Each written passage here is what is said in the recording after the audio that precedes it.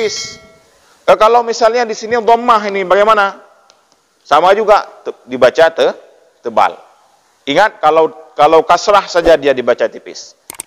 Nah, ya, itu cara membedakan antara mana bacaan huruf ra yang tebal dan bacaan huruf ra yang tipis.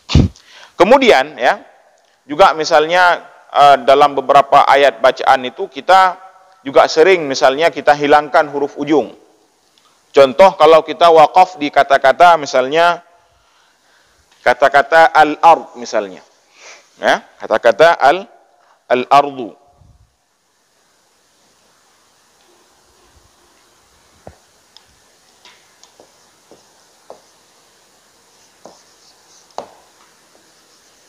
Nah, misalnya kata-katanya fil ardi misalnya. Nah, tanda piuh ini gimana cara ada baca? Fil ard, fil ard.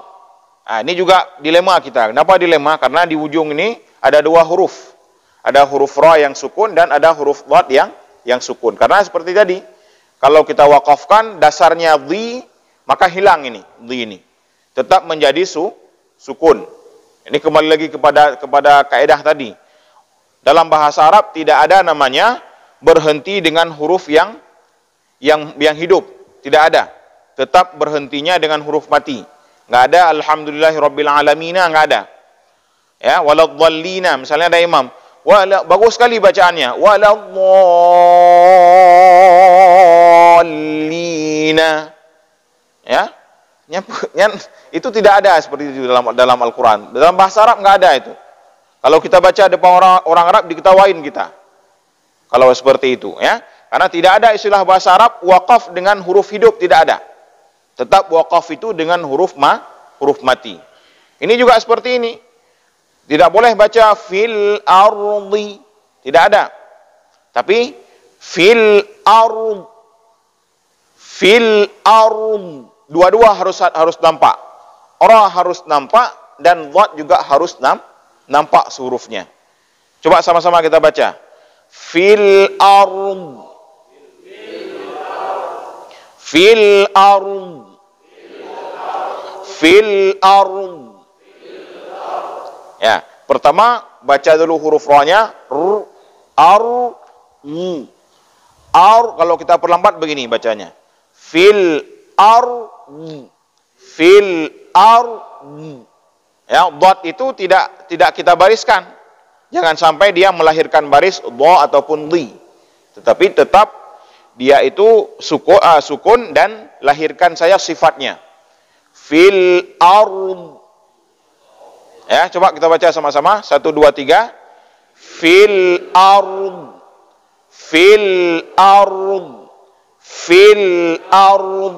Ya, jadi itu dia cara mewakaf di atas huruf-huruf yang ada dua huruf sukun di sana, ya. Dan dalam semua ayat-ayat Al-Qur'an seperti itu semuanya. Bapak Ibu sekalian, ya, semuanya setiap ada huruf yang kita wakafkan tetap dia dibaca dengan disukunkan, ya, jangan sampai melahirkan hurufnya itu kembali. Oke, ini sudah di foto ya. Ya, ada pertanyaan?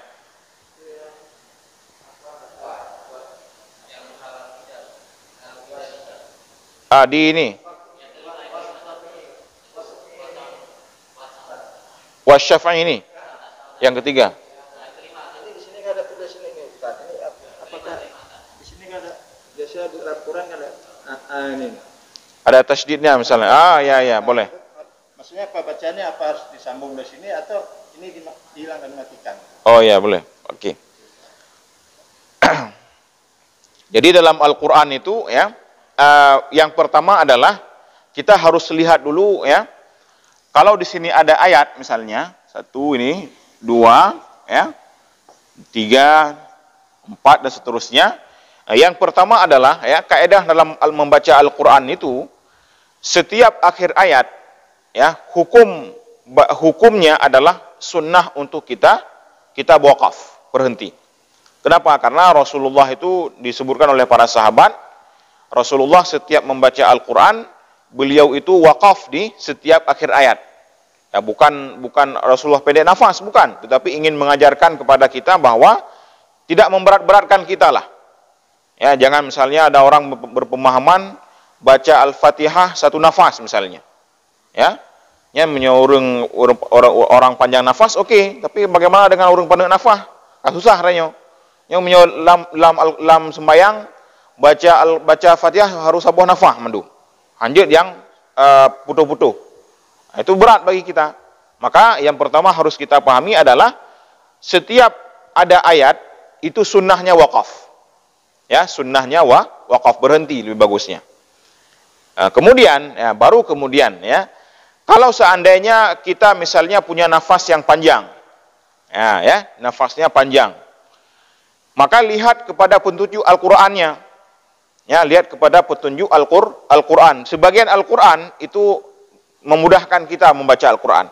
Makanya bagusnya kita itu melihat Al-Quran, kenapa memudahkan kita. Nah, misalnya di sini misalnya, seperti ini ya. Kalau seandainya ya ini misalnya kita sambung walayalin ashrin. Ya. Kalau kita wakaf maka bacaannya walayalin ashr, selesai dia. Baru masuk wasyafa'i. Tapi kalau sudah kita sambung, artinya ini tidak kita anggap lagi, maka karena ra ini berbaris tanwin, berbaris dua tanwin bertemu dengan huruf waw, itu bacaannya adalah idgham bi gunnah. Ya, makanya dimasukkan tasydid di sini. Ya, artinya apa? Masukkan huruf ra ini ke dalam huruf waw, Pak. Ya, masukkan dia. Walayalin ashrin wasyaf'i wal watr. Dia akan lahir hukum yang lain. Ya. Kenapa ada tasydid? Karena tandanya bahwa kalau sambung bacaannya masukkan ra ke dalam waw yang disebut dengan hukumnya idgham. Idgham bi gunnah. Idgham bi gunnah ini namanya. Sama juga di sini misalnya kalau yang lain di sini tidak ada karena di setiap ayatnya tidak ada yang tanwin. Dia yang ada seperti ini cuma yang kalau belakangnya ini tanwin, Pak. Ya, tapi kalau misalnya di belakangnya nggak ada tanwin, wal fajri masukkan ke waw nggak bisa. Wal fajri mau masukkan ke walayal nggak bisa karena diari barisnya. Ya, yang nama seperti tadi yang kita sampaikan bahwa kalau seandainya ya huruf itu kita wakaf maka hilang barisnya kan, baris akhirnya hilang. Tapi kalau dia kita sambung, kita wasalkan, maka baris akhirnya hidup kembali.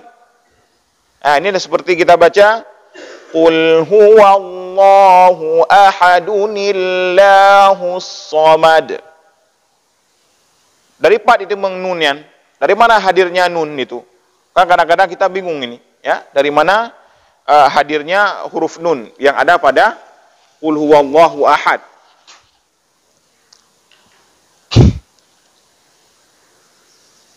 Qul huwallahu ahad. Allahu langsung. Allahus samad. Terusnya. Ini waqaf di sini satu. Barisnya qul huwallahu ahadun. Ya kan? Ahadun Allahu. Nah, kalau seandainya kita wakaf, maka ini don ini hilang. Qul huwallahu ahad, selesai, hilang dia. Ya. Tetapi kalau seandainya ini kita wasal, ini tidak kita anggap, wakaf ini tidak ada, kita langsung lanjutkan, maka bagaimana bacaannya? Hidupkan kembali ini. Ya, hidupkan kembali huruf baris yang ada di atas huruf dal. Ya. Hidupkan kembali baris yang ada di atas huruf dal. Kemudian karena di atas huruf dal ini ya, itu barisnya baris tanwin dun seperti yang tadi yang di bawah rin tadi, dan di depan ini adalah huruf lam. Huruf lam ini dia beda dengan huruf waw, Pak. Ya, kalau huruf waw dia boleh kita masukkan. Di sini terjadi apa nanti? Akan terjadi bertemunya, ini ada alif lagi. Alifnya sukun. Lam ini sukun, dua-dua sukun ini. Ya, karena ini supaya tidak terjadi sukun di sini, maka du ya tetap ada satu du, satu baris lagi mana? Ambil satu baris lagi ini yang dun ini masuk jadikan nun dia di sini. Maka jadinya qul huwallahu ahadu nillahus samad. Berubah dia. Ya, supaya tidak terjadi bertemunya dua sukun di sini. Karena kalau kita baca qul huwallahu ahadullahu tidak boleh. Karena di sini juga ada lamnya ini. Ada lam di sini lagi. Hilang lam kalau kita langsung sambungkan ahadullahu samad. Nah, jadi nun ini lahir daripada ahadun ini. Ya, ahadun tinggal ahadu.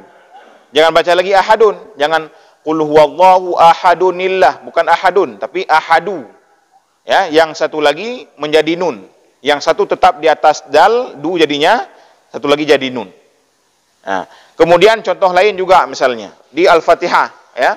Kadang-kadang ada sebagian imam kadang-kadang melanjutkan tidak memutuskan antara ayat, misalnya di ihdinas sirata, bukan itu.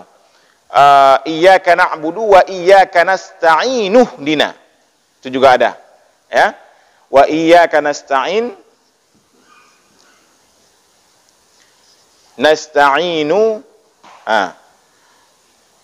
ini dasarnya di sini ayat, ya. Langsung ihdina. Wa iyyaka nasta'inu ihdina. Nah, ini juga sama seperti itu, Pak. Kalau seandainya di sini kita wakaf, hilang nun. Hilang. Wa iyyaka nasta'in. Tapi kalau kita lanjutkan, ini hidupkan kembali nunya, tetap ada. Baca kembali nunya, ya. Kemudian wa iyyaka nasta'inu. Makanya jadi nu itu dari sini dia. Nah, karena dasar huruf nun itu harakatnya adalah harakat dhammah nu. Ketika sambung hidupkan nuh dina. Salah nggak orang baca nuh dina? Nggak salah. Kenapa emang nggak masalah? Oh, kalau misalnya ada dalam anjuran membaca Al-Fatihah itu diputus-putuskan, ya, memang ada. Artinya lebih bagus memang kita baca Al-Fatihah itu adalah putus-putus bagusnya. Karena kan setiap akhir ayat itu Allah itu bangga, ya. Hamidani abdi. Hambaku memujiku, aku akan membalasnya misalnya. Oh, hambaku meminta tolong kepadaku, aku akan menolongnya. Ya. Apakah kalau seandainya kita percepat Allah nggak bisa jawab? Kan jangan juga seperti itu pemahaman kita. Allah mampu juga jawab, bukan masalah jawabnya sekarang. Keadaan kita membaca Al-Fatihah bagaimana? Kalau dalam misalnya kita salat qiyam. Salat qiyam itu cepat-cepat, ya. Kalau lambat-lambat orang ngantuk di belakang. Ya, maka ya nggak masalah. Kalau kita sambung misalnya ada yang mampu membaca Al-Fatihah satu nafas semuanya. Alhamdulillahi rabbil alamin arrahmanir rahim maliki yaumiddin. Boleh nggak apa-apa. Ya, yang penting diperhatikan setiap akhir ayat kalau dia waqaf dan kalau dia disambungkan. Nah, seperti itu. Ada pertanyaan lain? Ya, boleh. Ya, boleh. Assalamualaikum warahmatullahi wabarakatuh. Untuk berhenti ya, Pak.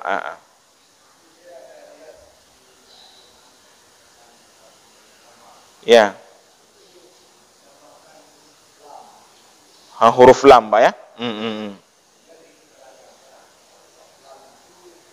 Tidak boleh wakaf. Ya, seperti ada bertolak belakang, ya, antara wakaf dengan lamnya, ya. Ya. Itu aja, Pak, ya. Oke. Nah, itu yang pertama adalah tetap kita pegang tadi, Pak, ya. Yang pertama kita pegang setiap akhir ayat hukumnya sunnah wakaf. Nah, bagaimana kemudian dengan kalau seandainya di atas wakaf itu ada lam? Ya, ada lam. Yang pertama adalah yang harus kita pahami, ya. Setiap tanda wakaf dalam Al-Qur'an itu tidak ada yang wajib, tidak ada yang haram. Ya. Tidak ada yang wajib, tidak ada yang haram. Kecuali misalnya kita wakaf di tempat-tempat yang dilarang. Ya, wakaf di tempat-tempat yang dilarang yang maknanya tidak sesuai. Artinya yang perlu kita pahami adalah tidak ada dalam Al-Qur'an itu wakaf yang wajib dan wakaf yang haram. Kenapa? Karena semuanya penentuan wakaf itu semuanya adalah ijtihad para ulama, Pak. Ya, ijtihad para ulama, dan Rasulullah sallallahu alaihi wasallam hanya mengajarkan kita kalau wakaf itu di akhir ayat.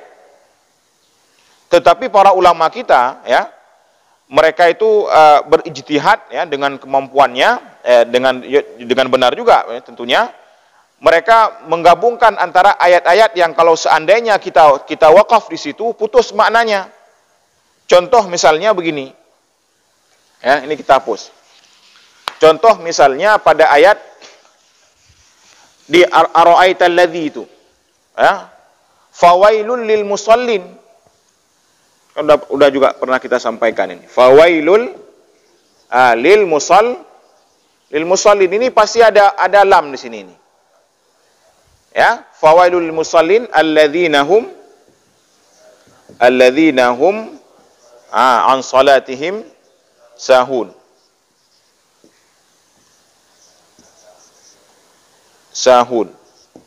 Nah, ini diantara yang misalnya itu dilarang untuk wakaf di sini. Bukan dilarang sebenarnya, ya. Lebih baiknya tidak kita wakaf. Ya, lebih baiknya tidak kita wakaf di sini. Kenapa? Karena ini artinya apa? Fawailul lil musallin. Maka celakalah bagi orang-orang yang sholat.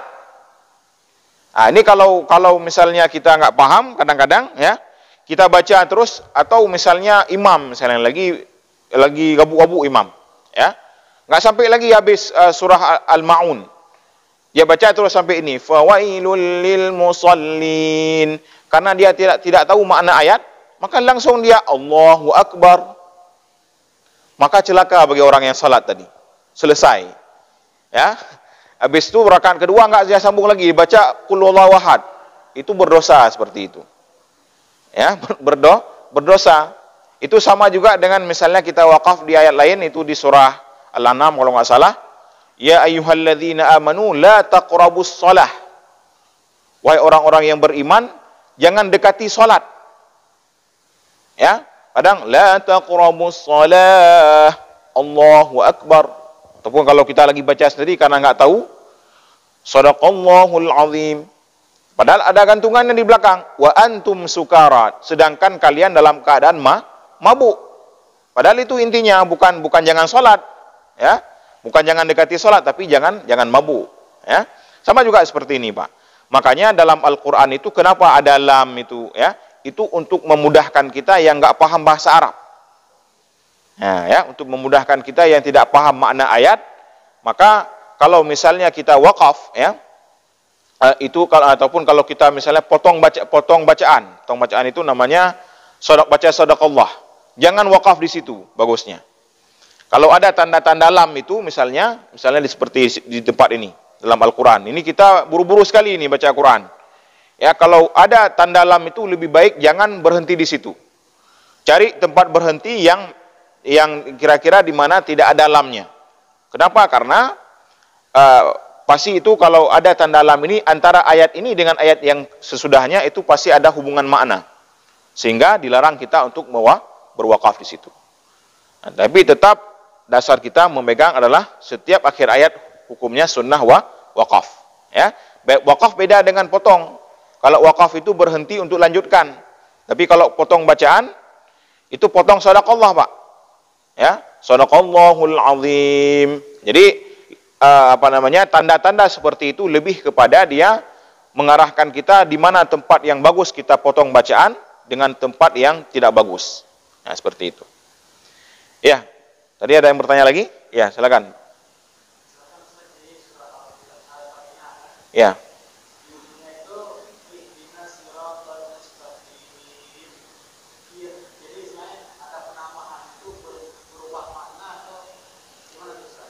Di surah ihdinas siratal mustaqim, ya. Ditekan misalnya maksudnya apa, ya? Pada pendengaran, ya. Ihdina as-siratal ya, al-mustaqim. Oke, ya, ini bacaannya ihdina as-siratal mustaqimah ya dasarnya. Maka ini yang perlu kita perhatikan dulu adalah cara wakaf ini ya. Ini di sini apa hukumnya ini kalau kita wakaf di sini? Ini kalau dalam istilah ilmu tajwid namanya mad arid li sukun ya. Mad arid li sukun, maka bacaannya mustaqim. Ini boleh dibaca 2, boleh 4, boleh 6 ini Pak. Ya. Boleh mustaqim. Mustaqim 4 ataupun 6 mustaqim. Yang jangan sampai 10 harakat, enggak boleh. Ya. Kadang lagi dengar pah kita baca 10 harakat, itu jangan itu berlebihan. Boleh 2, boleh 4, boleh 6. Nah, kemudian adalah yang sering kesalahan, Pak. Sebelum kita jelaskan itu, yang sering salah di sini yang pertama, kita kalau baca qaf ini terlalu tebal kadang. Ihdinas siratal mustaqim. Qoi meklok tadi. Kita baca. Qoi itu yang salah pertama. Yang kedua seperti yang Abang tadi tanyakan, ya. Yaitu sering kita kalau ada ayat-ayat seperti ini kita tekan Alhamdulillahi Rabbil Alamin Ar-Rahmanir Rahim Maliki Yaumiddin. Ya. Galak lagi nyandanya, galak berbeda-beda becut. Ya. Itu yang pertama adalah itu salah fatal. Kenapa salah fatal? Karena itu kita sudah menambah satu huruf lagi. Ya. Dasarnya itu bacaannya adalah mustaqim, satu ya, maka kalau kita baca seperti itu sudah 2 ya itu, Pak. Sudah al-mustaqim 2 ya di sini. Ya. Ya pertama kita jalankan mustaqim. Ya kedua kita tekan mustaqim. Ya, karena memang nanti ada tempat-tempat yang seperti ini dia ada. Misalnya di kata-kata an-nabiyyin itu memang harus tekan nabiyyin. Tapi kalau kita tambah di sini, kalau sudah kita tekan di sini, maka seakan-akan itu ya 2, ya-nya 2. Yang pertama mustaqim, ya kedua tekan him. Itu fatal salahnya. Ya, di sini ya, walaupun maknanya memang begini. Kalau kita baca mustaqim kan lurus, ya. Kalau kita baca seperti itu sudah ada 2 ya, maknanya sudah tidak tepat lagi. Walaupun memang masih ada maknanya sama, tetapi sudah tidak sama lagi dengan makna yang dasarnya. Ini fatal salahnya. Maka juga bisa berubah makna. Berubahnya kemana? Berubah kepada makna yang tidak ada makna. Dasarnya ada makna, berubah kepada tidak ada makna. Maka berubah makna dalam Al-Quran itu ada 2. Ada berubah kepada makna yang salah, berbeda misalnya. Alhamdu jadi alhamdu kita. Segala pujian kepada Allah kita baca jadi alhamdu segala kematian bagi Allah. Itu na'udzubillah. Itu berubah kepada makna yang salah. Yang kedua berubah kepada tidak ada makna. Yang seharusnya mustaqim itu lurus, berubah kepada tidak ada makna apa-apa. Itu juga berubah. Dan itu salah besar, bisa jadi itu membatalkan sholat kita. Nah, ya, makanya hati-hati dalam membaca Al-Quran, khususnya dalam membaca surah Al-Fatihah. Ya, demikian. Ada lagi pertanyaan? Ibu-ibu ada pertanyaan? Iya, Pak, silakan. Ya.